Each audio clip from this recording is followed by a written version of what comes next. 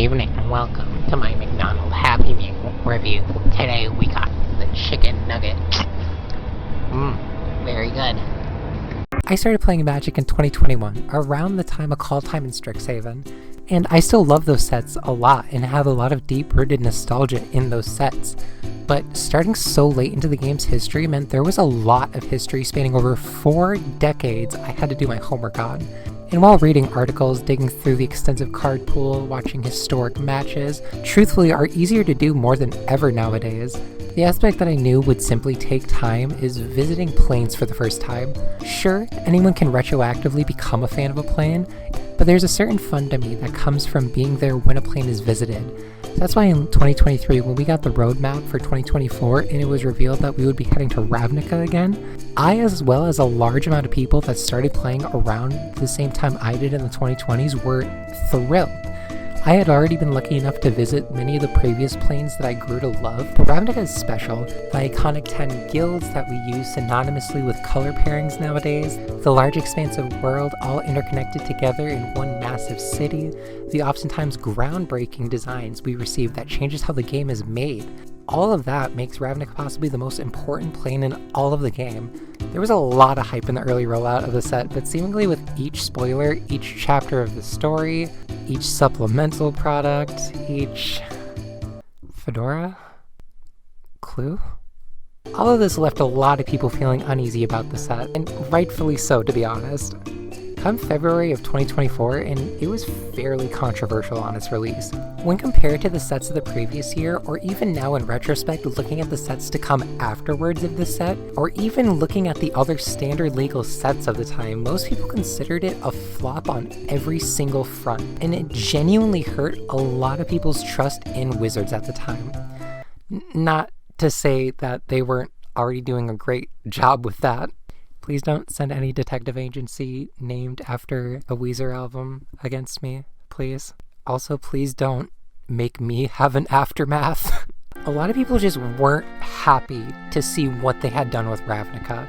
The previous iconic characters, locale, and aesthetics were now watered down by obligatory Scooby-Doo references, fedoras, and I genuinely can't stress this enough, how mad people were about the fedoras. If I'm being honest though, I do think this set and its 2 expansions are actually a lot better than most people give it credit for. But let me be clear here.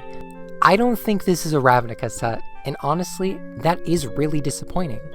Yes, we did get a few new multicolored cards, but much of the guilds that made Ravnica so special were completely stripped away and replaced by new mechanics like a new power-crept version of Morph, Manifest, and Clues, the token and the game. That isn't to say though that there was no new, fun, powerful multicolored cards to come out of here, much as all the other Ravnica sets. War Leader's Call immediately power-crept Impact Tremors in many of the Boros commander decks for its additional Anthem effect. Leyline of the Guild Pact warped Modern for a period, making Domain one of, if not the best decks, before Modern Horizons 7 proceeded to warp that. But if I had to pick my favorite multicolored card from the set, it would be really hard, but I would have to either go with Buried in the Garden or Insidious Roots. Buried in the Garden is a Banishing Light and Utopian spell stapled together, creating one of my favorite enchantments to come out in recent times, and possible hot take coming. I think Insidious Roots just might end up long-term being the best card of the entire set. For only 2 mana, you're getting a Cryptolith Rite for your tokens, as well as having a token generator that triggers off of any creature card leaving the graveyard. Delve, Dredge, Reanimation effects, any piece of graveyard hate used against you, Unearth, Evidence, Forage. There's too many ways to trigger this effect for me even to list off the top of my head, and there will only be more to come with the future, making this card even better as time goes on. Oh hey, also, I also forgot to mention the fact that with the tokens it generates, and even just your plants in general, it just perpetually makes them bigger. Honestly, what I find amusing is, for a Ravnik set, just how more impactful the monocolored cards were in this set than the multicolored ones.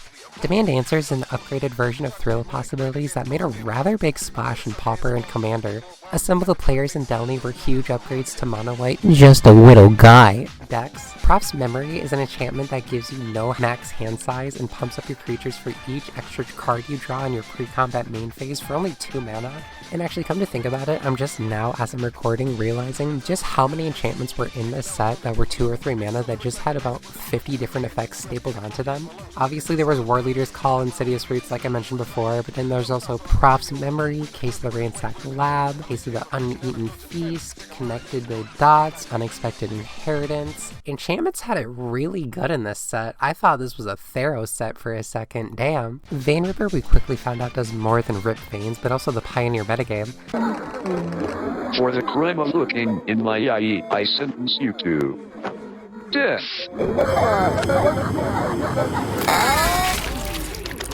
A hybrid of the Rakdos mid-range strategy and Ghalta and Maverin and Sorin and Knuckles, Rakdos Vampires broke out at Pro Tour Murders at Karlov Manor, taking 2 of the top 8s and winning the entire event, entirely off of the back of how oppressive an early game Vein Ripper proved itself to be. It's not lethal. He's not winning the PT this turn. Because you have to block every creature, Right. and then trample wins the game. That's not it. That's it. And even still, half a year later, it's taking 30% of the Pioneer metagame. We thought Nadu was bad. Bird up! Hi, welcome to the editor's note here. In the production of this video, because I'm very good at procrastinating, both Nadu and Sorin have gotten banned, making this joke entirely outdated on pawn release. Nice. Case of the Ransacked Lab has been a personal favorite of the set for me, starting out as just a simple cost reduction to your instants and sorceries, later turning into turning all of your instants and sorceries into cantrips after you solve it. Wait, what the hell is a case? New to Karlov Manor were cases, a new evolution on enchantments.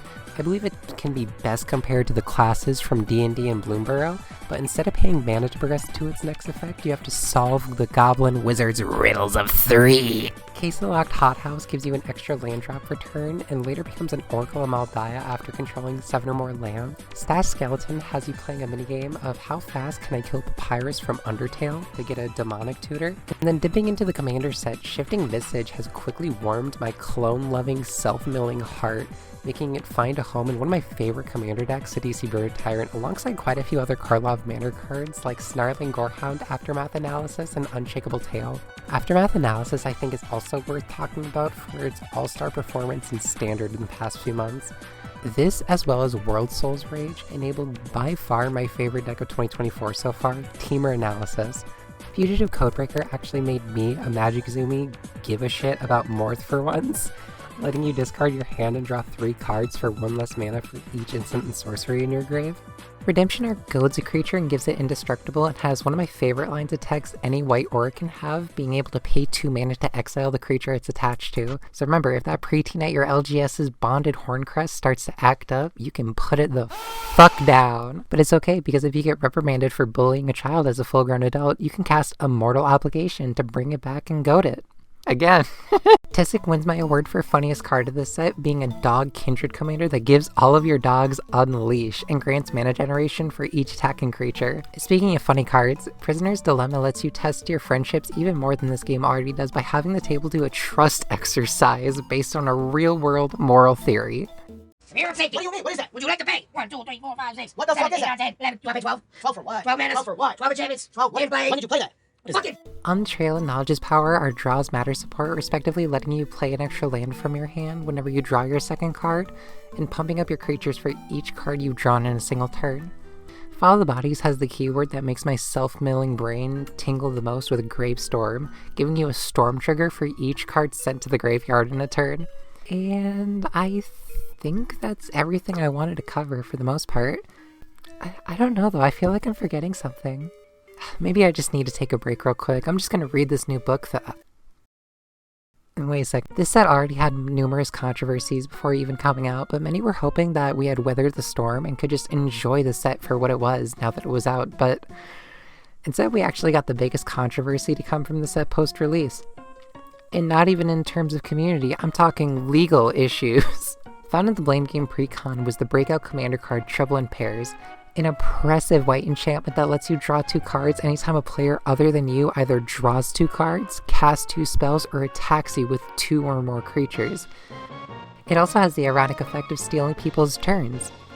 Why is this ironic? Well, shortly after the set came out, it was quickly revealed that the artwork was partly stolen from the cover of an old cyberpunk novel from 30 years ago.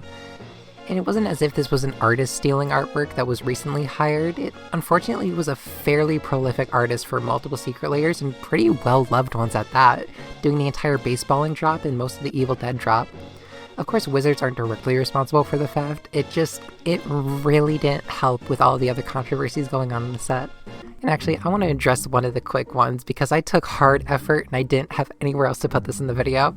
So, one of Karlov Manor's biggest criticisms is the fact it has so much of an overabundance of uses of fedoras, detective costumes, just general detective theming. And I went out and counted every single 260 cards of the core Karlov Manor set, and I counted 40 cards with either hats and 76 with some sort of detective outfit. And doing the math, this makes it roughly 30% of the set wearing detective outfits and 15% gargoyles trying to put on hats to hide from the most heinous crime, male pattern baldness.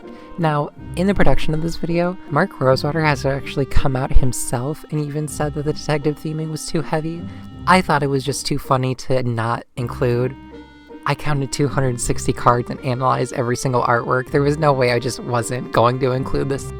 I do think that if Karlov Manor didn't take place on Ravnica, the set's aesthetics maybe would be stomached a lot easier. Like, let's say whenever we finally returned to Alara and it suddenly turned into a planar-wide Midwestern strip mall complete with a subway and $5 tan. People would be upset about that because that's not what they expect from Alara.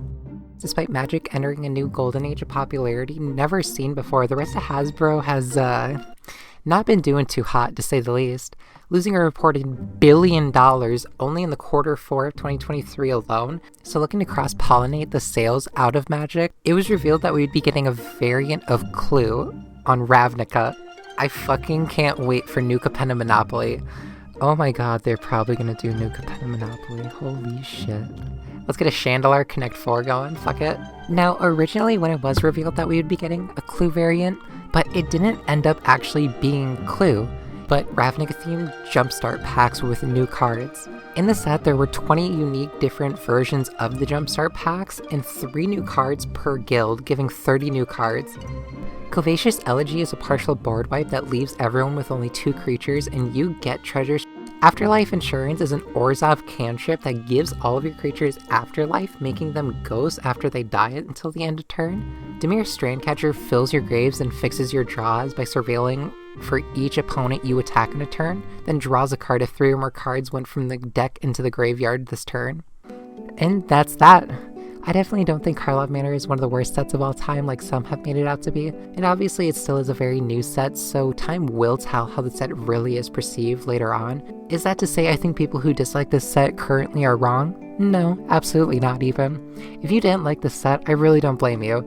It was really hard to stomach upon release, and I was with you. It took me time slowly finding card by card from the set that I enjoyed in order for me to switch my opinion on my initial thoughts. These motherfuckers know who the fuck I am. Every fucking time, man. Every fucking time I put you anywhere. Shut the fuck up.